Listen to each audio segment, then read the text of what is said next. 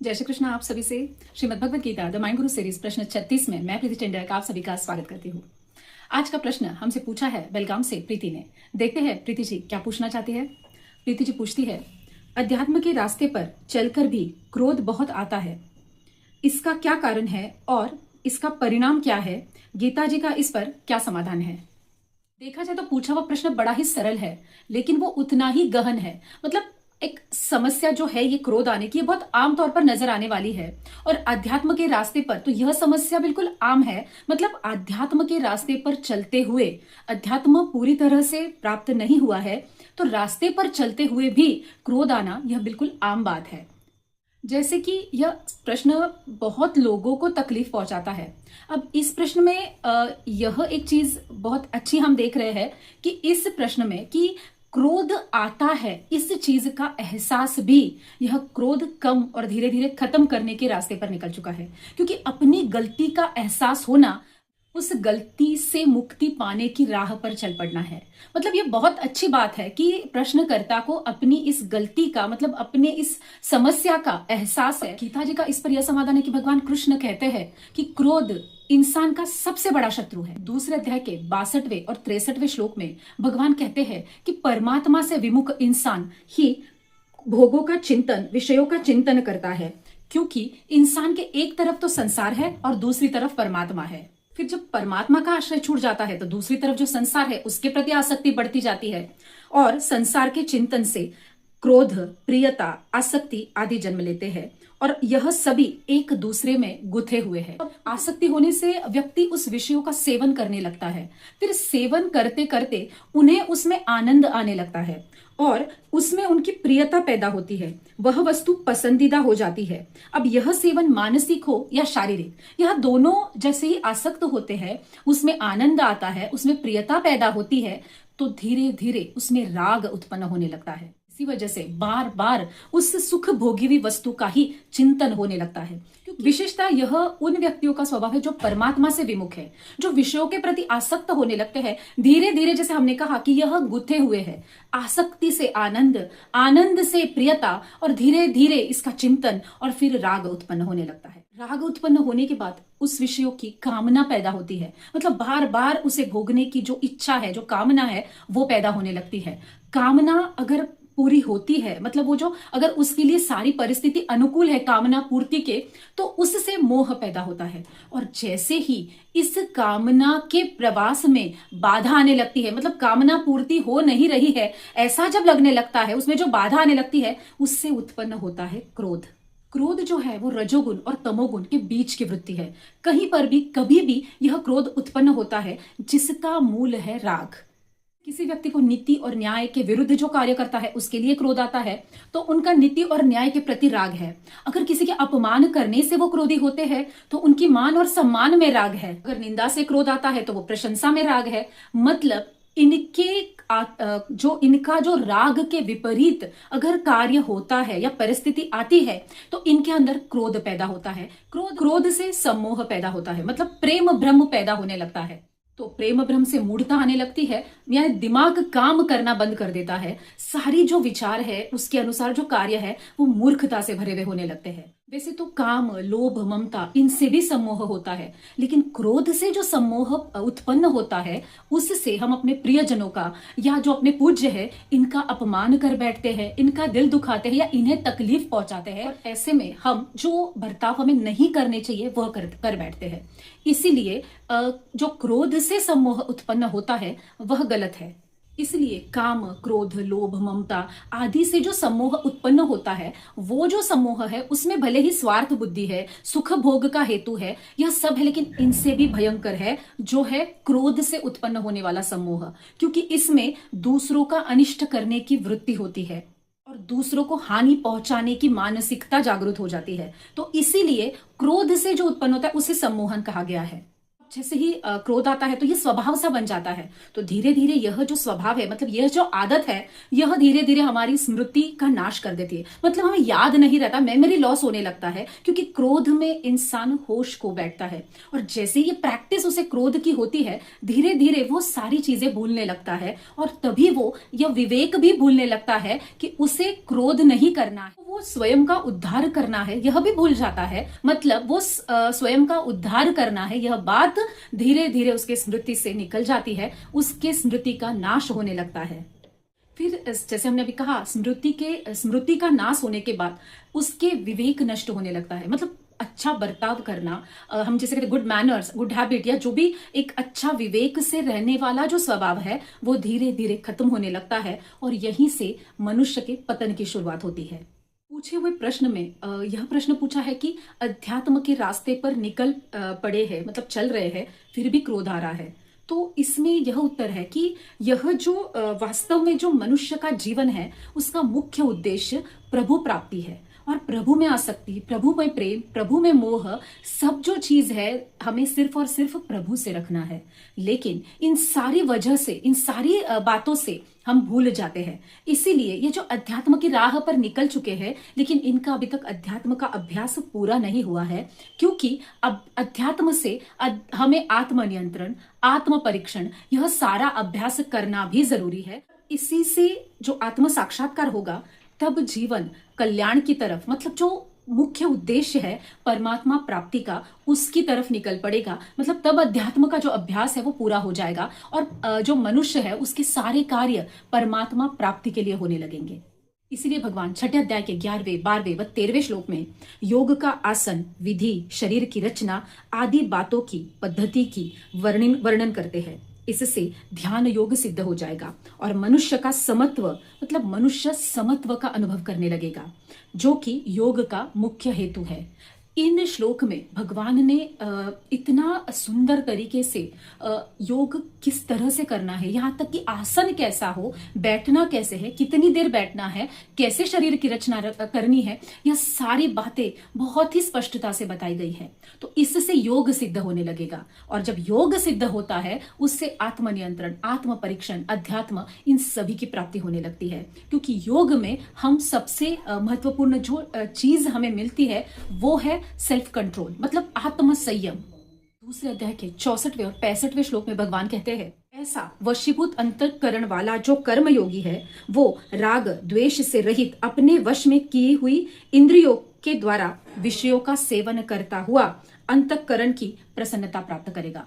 मतलब भगवान ने पहले विधि समझाई है, फिर इसके जो फायदे हैं वो बताए हैं। क्योंकि जैसे ही आत्म संयम आएगा, तो जो प्रसन्नता है, मतलब जो सुख को भोगने में हमें लगता है कि प्रसन्नता है, लेकिन जब हम योग सिद्ध कर लेंगे, तब हमें समझ आता है कि प्रसन्नता तो ये है जो कि चिरंतन काल टिकने वाली है, जो कि जिसका कभी भी अंत नहीं होने वाला। क्योंकि जब हम भोगों के लिए प्रसन्न होते हैं, तो एक के बाद एक के बाद, क्योंकि भोग हमेशा के लिए नहीं रहते, तो हम, और अगर रह भी जाए तो हम एक भोग में आनंदित नहीं होते, तो हम अलग अलग भोग भोगने ही चाहते हैं, हमें लगता है उसमें प्रसन्नता है। लेकिन अगर आप सूक्ष्मता से देखो, तो वहां पर भी हमें कभी प्रसन्नता नहीं मिलती, क्योंकि जो प्रसन्नता के पीछे हम दौड़ रहे हैं, वो प्रसन्नता नहीं, लोभ और मोह है, जो कि हमें सिर्फ और सिर्फ तकलीफ ही पहुंचाता है, जो अंततः हमारा पतन का ही कारण बनता है।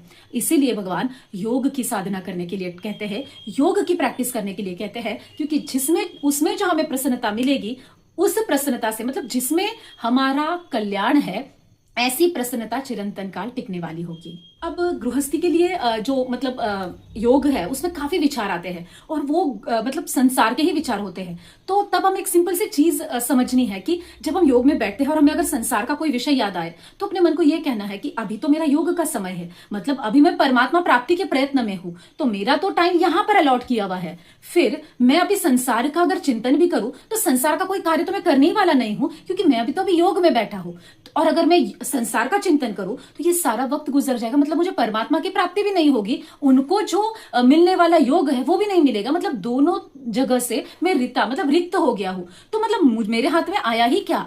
इसीलिए जब योग के लिए हम लोग समझते हैं, बैठते हैं, तब हमें संसार का चिंतन इस तरह से बाजू में करना है कि अभी चिंतन कर फायदा नहीं, क्योंकि संसार का कोई कार्य होने नहीं वाला है। तो परमात्मा प्राप्ति का कार्य मुझे करना है, जिसके लिए कि मैं बैठा हूं, तो वो कार्य मैं कर देता हूं और वैसे ही अपना मन योग में लगाना है और अंततः प्रभु प्राप्ति में लग जाना है।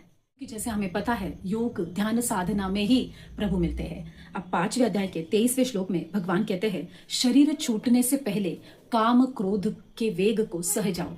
मतलब हमें पता नहीं होता है कि शरीर कब छूटने वाला है और हम रेडी नहीं रहते हैं। इसीलिए भगवान गीता में एक ही चीज कहते हैं, शरीर छूटने का समय किसी को पता नहीं है, आज है कल नहीं।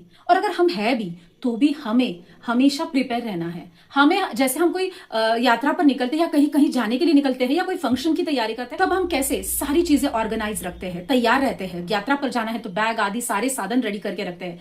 वैसे ही अब जब हमें इतनी अनंत की यात्रा पर निकलना है तो हमारी जो बैग है वो जो है नामस्मरण की, अच्छे कर्मों की, वो हमें रेडी रखनी है। तो भगवान हमें यहां पर वही कहते हैं कि शरीर छूटने से पहले काम क्रोध के वेग को सहन कर लो, क्योंकि काम और क्रोध का वेग इतना ज्यादा होता है कि उसके साथ वो इंसान को बहा ले जाता है।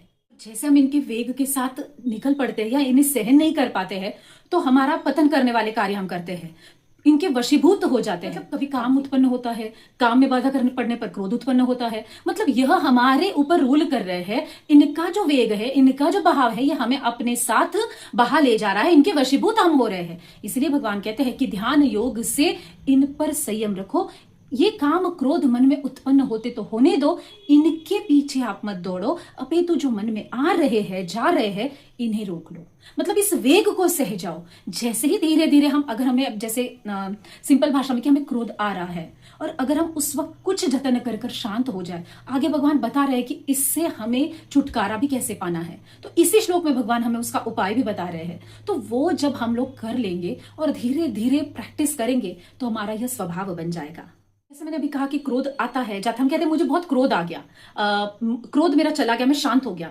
मतलब ये हमारे अंदर है नहीं, ये आता है जाता है, यह हमारे अंदर नहीं है, मतलब ये हमारा हिस्सा नहीं है।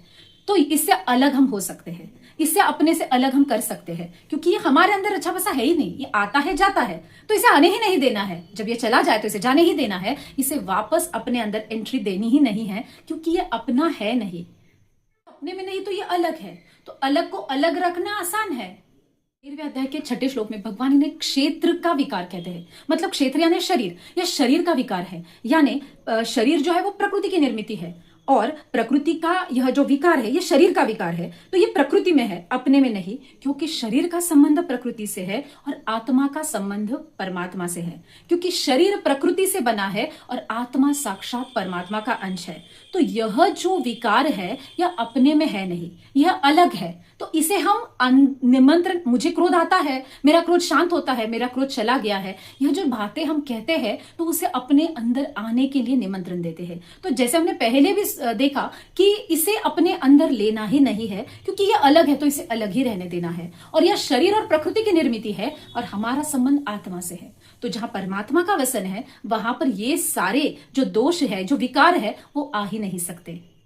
और जैसे आत्मा परमात्मा का अंश है तो यह निर्विकार है, तो ऐसा कोई भी विकार या तकलीफ इसमें आ नहीं सकती या इसे कोई भी क्षति पहुंचा नहीं सकती। अब गीता के बहिर्गत अगर हम समझे तो अब हम लोग गृहस्थी है, संसार के हैं, तो ये सारे जो षड्रिपु है, ये जो सारी जो तकलीफें हमारे अंदर थोड़ी बहुत आने ही वाली है।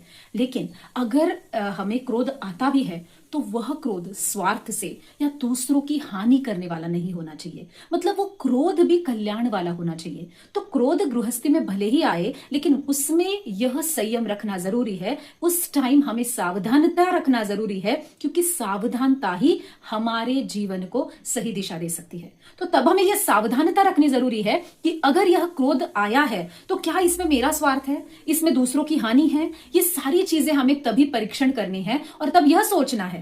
क्रोध करना गृहस्थी में होता है, यह स्वाभाविक है और सही और उचित के लिए, मतलब दूसरों के कल्याण के लिए अगर क्रोध आता है। क्योंकि बहुत बार हम देखते हैं कि हर वक्त अगर हम लोग बिना क्रोध किए रहे तो बहुत जगह पर यह है जो गलत बातों का भी हमारे चुप रहने से पुष्टि भी मिल सकती है। इसीलिए गलत बातों पर क्रोध करना भी जरूरी है। जैसे कि उदाहरण में देखें तो कौरवों की राजसभा में जब द्रौपदी के ऊपर अत्याचार किया गया तब सभी मौन थे और भगवान कृष्ण इसी बात से आहत हुए थे और इसी बात से उन्हें तकलीफ हुई थी कि सही और उचित जगह पर अगर सज्जन चुप बैठता है और अन्याय खुली आंखों से देखता है तो वह अपना ही पतन खुली आंखों से देखता है। यह भगवान ने बहुत ही कड़ा संदेश वहां पर दिया है। यहाँ पर मुझे एक पौराणिक कथा याद आती है कि एक सांप था जिसे एक बड़े पहुंचे हुए ऊंचे संत मिले। तो मैंने अभी हालांकि ये सुनी है, संतों की वाणी है तो सच है। तो सांप ने कहा कि स्वामी जी मेरा अपना कल्याण, भले ये सर्प योनि है फिर भी मैं चाहता हूं कि मेरा अपना कल्याण मैं करूं, तो मैं कैसे करूं। तो संत ने सिंपल से कहा कि क्रोध नहीं करना है, किसी को आहत नहीं पहुंचाना है और अपना जीवन यापन करना है। तो सर्प ने कहा ठीक है।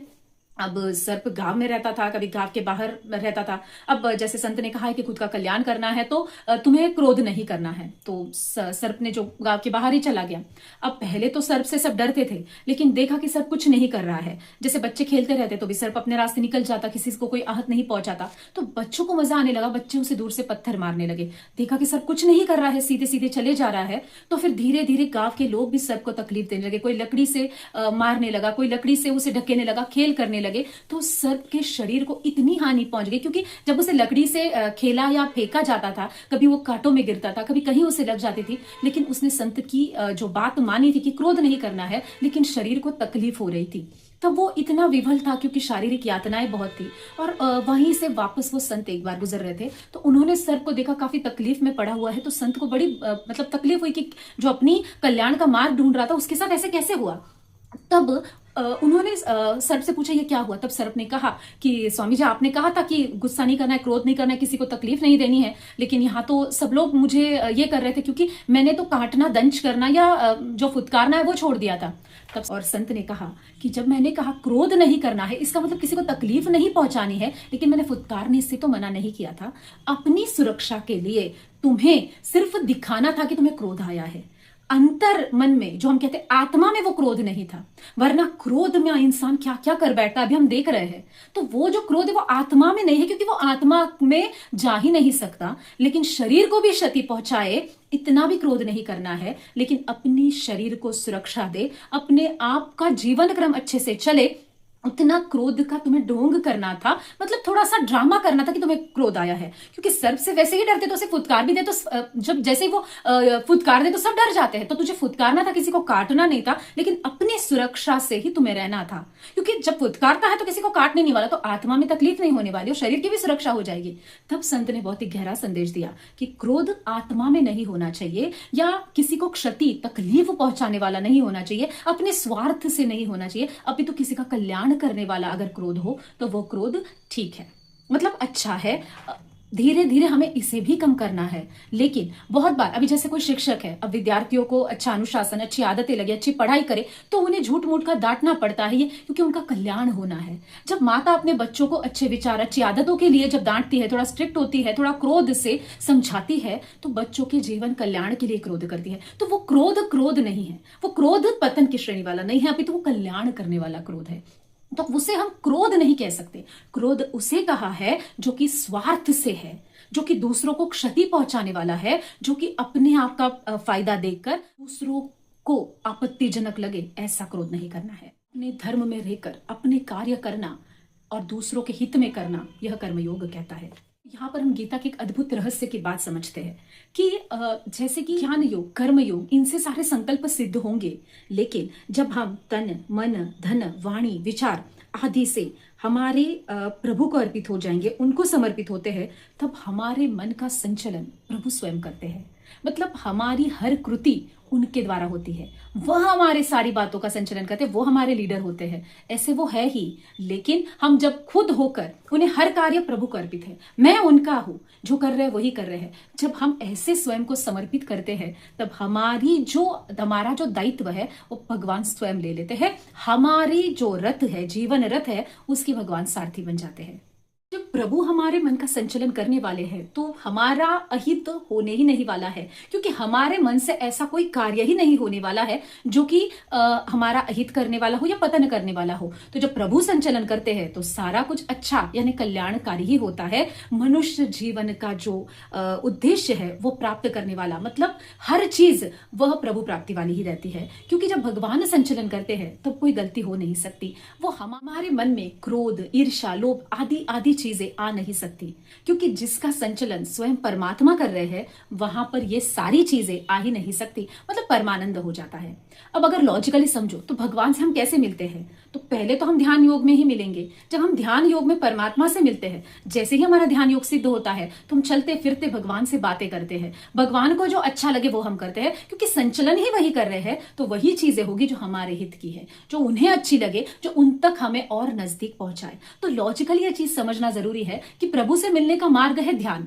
तो जब हम ध्यान में जाते हैं और साक्षात परमात्मा को पाते हैं तो हमारा मन तो वैसे ही शांत हो जाता है। तो ये जो सारे दोष है, विकार है, ये मन में आते ही नहीं है। और जब हमें यह एक बार, जब हम कहते हैं कि प्रभु के प्रति जब आसक्ति हो जाती है, तब हमें इससे कोई दूर नहीं कर सकता। फिर हमें और किसी चीज में मन नहीं लगता, क्योंकि मनुष्य का जो मुख्य उद्देश्य है वो परमपिता परमेश्वर की प्राप्ति का है। तो जब हम यह पा लेते हैं, जब हमें समझ जाता है कि परमानंद, चिरंतन टिकने वाला आनंद इसमें है, तब हम कोई चीज से इससे विमुख नहीं होते, मन शांत होता है, काम, क्रोध आदि कोई चीजें, कोई विकार हमें नहीं आते हैं। तो लॉजिकली समझ में भी आता है कि जब हम ध्यान योग करते हैं मतलब हम प्रभु से मिलते हैं, इसका मतलब मन शांत रखते हैं। तो साइंटिफिकली भी बात हो गई, जब मन शांत है तो विकार नहीं है, क्योंकि विकार नहीं है इसलिए मन शांत है। और जब अध्यात्म से देखे तो जिसका परमपिता परमेश्वर संचलन कर रहे हैं वो तो शांति है और उसमें विकार भी आने नहीं है।